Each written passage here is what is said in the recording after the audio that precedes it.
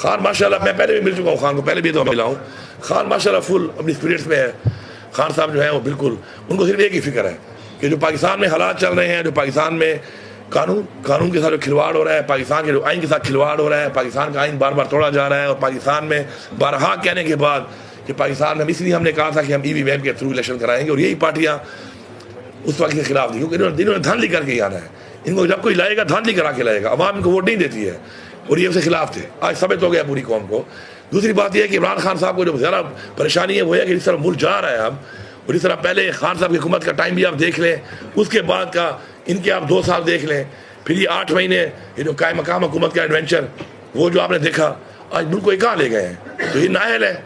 और इसमें ये नहीं कि मैं मुंह ज़बानी कहूँगा कि मैं क्या हूँ। आप मेरी मादी को देख के आप अंदाज़ा लगाए ना कि मैं क्या हूँ। इमरान खान का टाइम था, आपके सामने कारोबार भी था, रोज़गार भी था, मुल्क में तरक्की भी हो रही थी, मुल्क की मैशत कहाँ पे गई हुई थी, कारखाने चल रहे थे, महंगाई कितनी नीचे थी।